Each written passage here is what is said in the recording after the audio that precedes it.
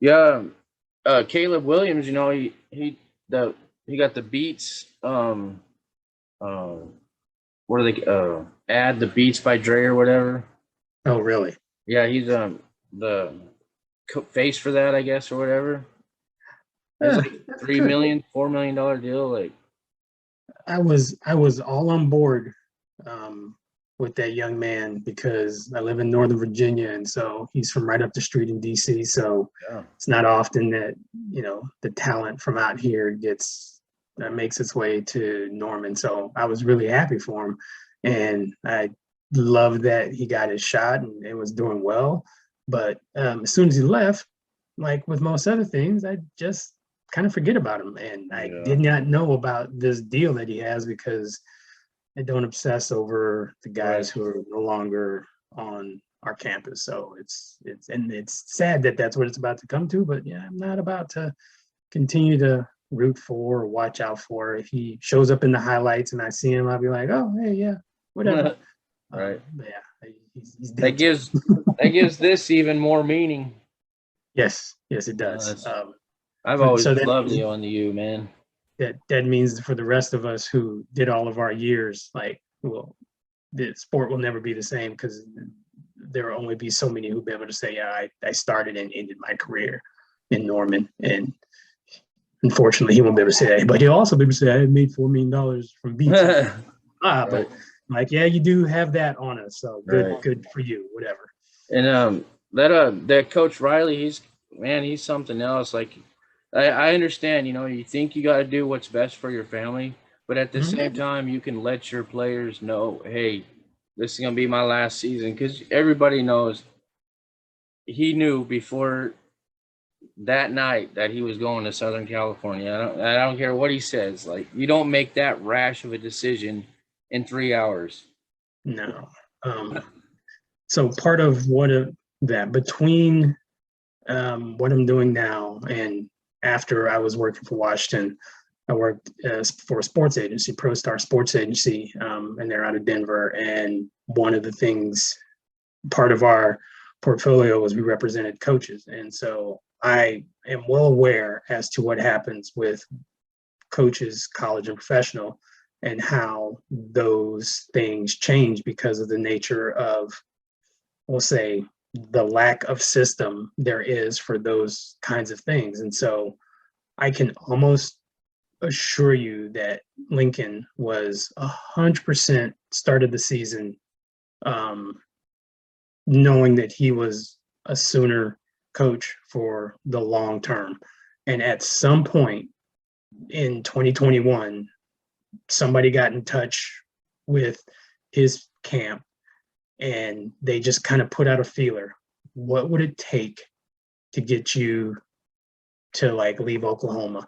And he probably came up with something that was like, you know, ridiculous by all standards. And they not only took what he said to heart, but then they sweetened the pot and made it something that they painted him into a corner, which was going to be like, look, we not only saw what you wanted, but we exceeded it by a lot. And we've given you all these other perks. And you'd be a pretty foolish man to not take this offer.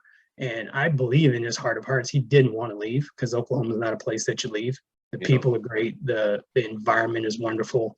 The athletes that we attract are, some of the best. And so um, I think he had just painted himself into a corner where he was like, either I have to, excuse my French, blank or get off the pot. And so yeah, because coaching is the way that it is, there is no way to be someone that the players look up to and are motivated by, that you can tell them halfway through the season, look, at the end of the season, I'm out of here. Like, it's just not built into the system. So he had to keep as much of everything that was done under wraps until the absolute last minute.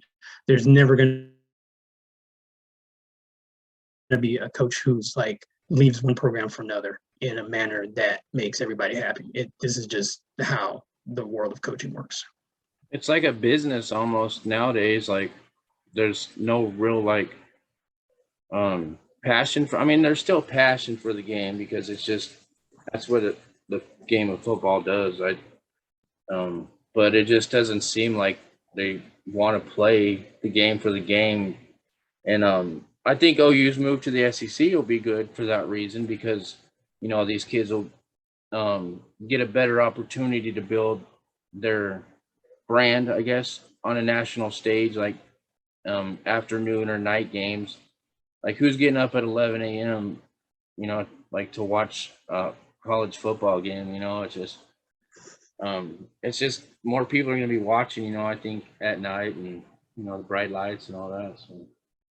Yeah, I like to think that football, in my mind, has always been a business, even when I was in college. Even though the business was like a lot less of prominence because coaches were getting paid and had good salaries and they were doing things. It was when it got to be ridiculous and it became widely known that in most states the highest paid employee is a football coach or a basketball coach because if it's a state school, they're just the highest paid person in the state. And so it becomes, in the information age where people start to find that stuff out. And then it also becomes evident when you can also look at what people are making and you can go, well, here's my resume of things that I've done and here's my achievements. And he's making that, so I should be making this. And then so it's become a business over the last, I'd say, 25 years where it has just grown exponentially to a point where it's just gotten out of hand. But I will say this for the SEC, and I was not a fan going into the decision. I still want to believe in my OU heart of hearts that we will go and we will represent well and we will do everything it takes to fight tooth, claw, and nail, and we will be as competitive as any team. Mm-hmm. But there is the level of competition week in and week out that you're going to face, and it's not going to be pretty, and it's going to take an adjustment, and it better happen quickly. Otherwise, we'll just be a team that's consistently buried going down there and coming out with a season where we're happy to only have 5 losses. And I've been to some SEC games. They're a different animal. So I don't know what Norman thinks that they're in for when tailgating from LSU comes to Norman, when tailgating from Mississippi State comes to Norman, when tailgating from all these schools, from the Alabamas, the Auburns, the Georgia, when all that stuff comes to Norman, Norman is going to take a look at itself and like, that's a little bit different. And more importantly, when Norman fans start visiting all these beautiful campuses down in the South and they see how, so it was, I had my son with me. I was there a couple weekends ago in Norman and we were walking around campus. It was a beautiful day. And he was like looking at all of the South Oval and he was like, this is beautiful. And he was saying that, once you guys are part of the SEC, all this stuff is going to get trampled, like all your beautiful flowers and all this other stuff. I was like, what are you talking about? And he was saying, well, do you remember, because my son went to Auburn, I was like, do you remember when you came down to the Auburn game and they had all those tents all over campus? And I was like, yeah. He said they set that up for tailgating. So there was one stretch where they had like 3 home games in a row. And so the tents were just set up for 3 weeks in a row. And he said you just couldn't walk around campus because there's all these tents set up. And it really looked like refugee camps were set up where there's just thousands of them littered all over the campus. And so that's the kind of thing that when Oklahoma becomes part of the SEC and people start to go down there and they start to see how people tailgate all day for those night games and all that stuff. I'm not saying we don't tailgate in Norman.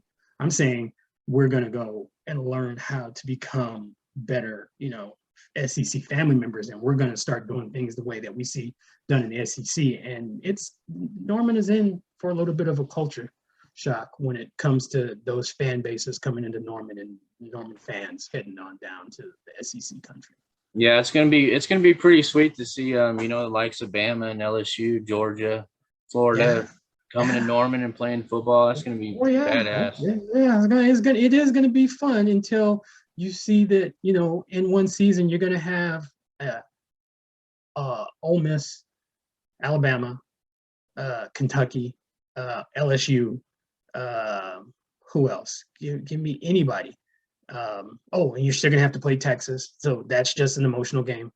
Oh yeah. You might in one of those years you might also get a Georgia. I mean, so there's always going to be like this, and I say this jokingly, but I know whoever's in the SEC, the scheduling is not going to favor us early at all. Oh, you So already know. yeah, there's gonna be like 5 and 6 week stretches where we just have big hitter after big hitter after Oh big yeah. hitter as a welcome to the SEC. So like I said, I'm as a Sooner, I know we'll do everything we can, but the the future is I'm just not 100% certain that we just walk in and just start laying waste to the place. Right. So that's we'll see. Well, they did get one thing right, and that's bringing in Coach Venables. I mean, just that.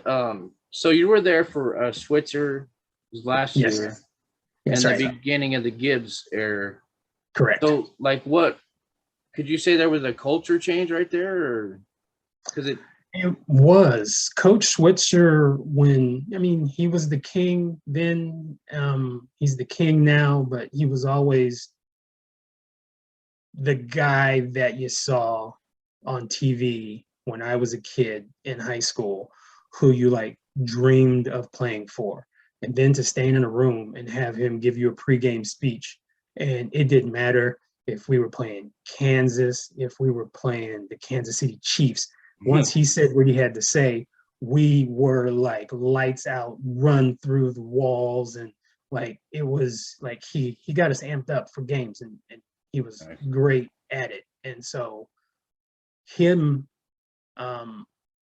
being moved out and Gary Gibbs being brought in, Gary was a different guy. I was around Gary the whole time because he was on the staff there, but Gary was a different kind of guy, but he also had different circumstances that he was working under. So it wasn't so much a change in the staff that was kind of our downfall. What it was more or less the less roster spots we have, and the coaches being hamstrung by not being able to go out and recruit some of the best because we had fewer scholarships to give up anyway. Plus, we weren't on TV, so we had those TV sanctions. So every other coach can like point those things out when you're considering going to Oklahoma. Texas Tech coach can be like, yeah, but you'll never see him on TV. Why don't you come to Texas? So it's all that stuff where if you lose just that little bit of a competitive advantage, it makes it just that much harder to get those kids. And we still had some kids, and we still fought hard, but that was kind of the big deal that changed. And so Brent, I saw all the passion and all the energy that the Sooner fan base showed him as soon as his name was announced as a candidate. And I was just like, before they signed him, I'm like, if we don't get Brent Venables, like we will have missed a great opportunity, because everybody, and I mean everybody who you talk to, had nothing but good things to say about him. And we were all, I believe, Sooner Nation was all like very sad when we saw that he had to leave. And when he went to Clemson, I was always happy for him until we had to play against him, because I was like, he's always got our number. And it proved to be true, because we played him twice, and twice he had his way with us. And so it's like, well, now that we've got him back in the fold, I look forward to everything that he's going to bring to the program and help elevate us and keep us in a national spotlight. He's definitely doing it right on excuse me, on the defensive line. There's a lot of 4 and 5 star. I mean, I know to me stars don't matter. I mean, they do to a point. Like you need to have maybe a few mixed in with the 3 stars, 2 3 stars that work their tails off, and but if you could get a 5-star with a 5-star work ethic, son, crazy. And now the hard part, keeping them. They got to be good enough to go out there and perform, but you got to give them some incentive to stay here and continue to like build towards our last remaining years here in the Big 12 and on to the SEC. So I look forward to. I think he's going to be the right guy for the challenge. I think he's the right guy for Norman, and I just looking forward to the product that he's going to have on the field on Saturdays. Heck yeah, man! It's gonna be a lot of fun. I'm super excited. You gonna make it out for the spring game? I'm trying to make it out for the spring game. I started looking at the calendar. It would be fun. I haven't been to a spring game. Last one I was scheduled to come to, it was called off because of the weather, and so they did it a couple days early, and I ended up coming in on the day that they were doing it. So I didn't get to do all the fun and festivities. So it'd be fun to catch up with some of the guys and hang out and see some familiar faces and see how some of these old guys have aged and glasses and all the fun things. And so, yeah, I hope to be out there, but we'll see. Yeah. I talked to Belser, Jason Belser, and yesterday I talked to Broderick Robertson. He was on the offensive line there. Corey Warren. That's my favorite Sooner of all time. The OG Deuce right there, Corey Warren. Yeah, that's my favorite, man. But Belser was super fun, man. He's a really cool dude, man. Yeah.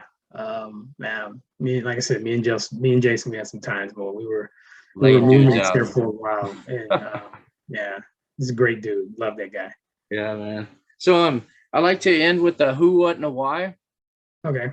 So who is like? Was there anybody that stood out? Like mother, father, coach, or friend that just like pushed you to be the like best person you could be, and like in the sport of football or just in life, period?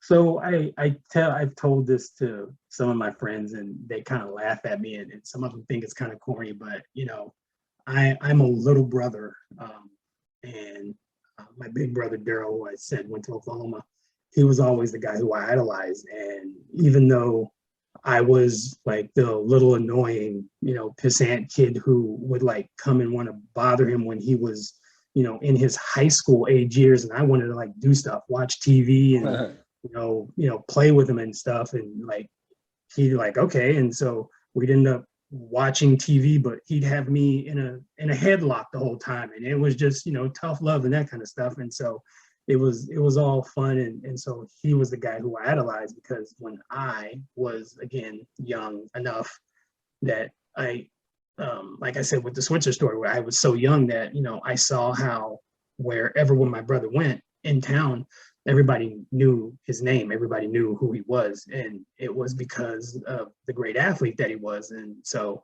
he did well in high school enough to get Oklahoma's attention, and came to Oklahoma. And I was just like, every time I saw him doing something, I was like, yeah, I want to be like that guy. I want to be like that guy. So I had it in my own home growing up, and he's the who, and the why is just because, he's not, he was never the kind of guy who, made the decision that you thought, that's just a bonehead thing. He was just always a kind of a level-headed guy and kind of went about things the right way. And so I never had to say anything where I had to be embarrassed to defend my brother. Like, he was always just, that kind of professional guy. And so that's who and why. And what was the other one? This is like a separate one here. So the what is your definition of success? Wow, this is another one of those, if you ask me at 20, 30, and 40, you get different answers. But right, that's very true, man. Very true. Success is, to me, when you've reached a point where you can feel positive in what you've accomplished so that you can sleep easy at night. And that can be defined a billion different ways. But to me, when you can get to the point where you can lay your head down and rest easy. And I'm not saying that you don't wake up and still have stuff to do, or you wake up, you still like you've gotten to a point where you can like shut everything out and relax enough to just let your mind rest.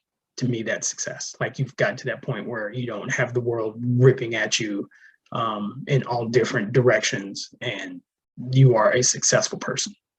And for many different people, that could be many different definitions and levels of like sobriety or financial success or cerebral success or community, like whatever. Like just when you can get to that point, that's when you're a successful person. Nice, man. That's good. It's always nice. Like I don't get to clear my mind very much. I just got so much stuff on my mind. Like I want to find that that level of success, like just to see what it's like at the top, man, you know. Exactly. And we all need to work on it. And like I said, 20, 30, 40, you ask me, I get a different answer, but and it's constantly being redefined. But I mean, I think those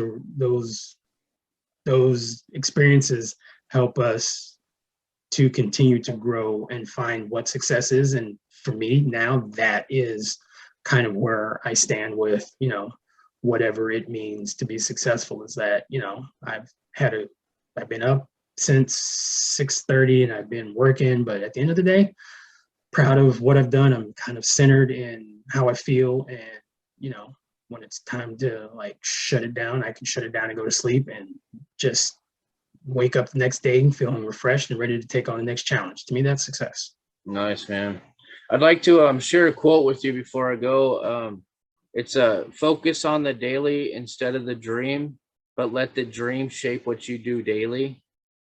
Oh, that's a really good quote, man. It's I try and remember that quote every day I wake up, man, because it's so easy to look 6 months down the road or, you know, a year down the road at your goal, but you got to take steps to get to that, you know, true. goal. Very true. So hard to remember that sometimes, man.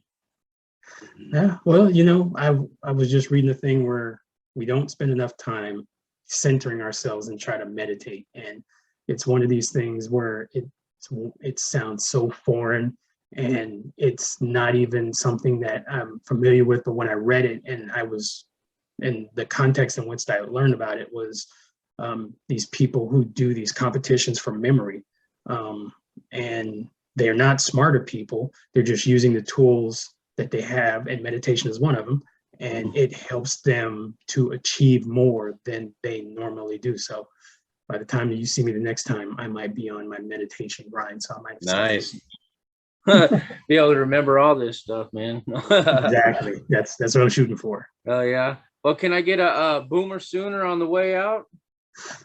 Boomer Sooner, baby. Nice, all nice. day, every day. Belser wouldn't give me a horns down. He's like, I got too much respect for my opponent. I mean, I have respect. Some of my best friends are from Texas, and they actually went to the University of Texas. Nice. I tell them this all the time. I love you guys, except for on that one Saturday. Right.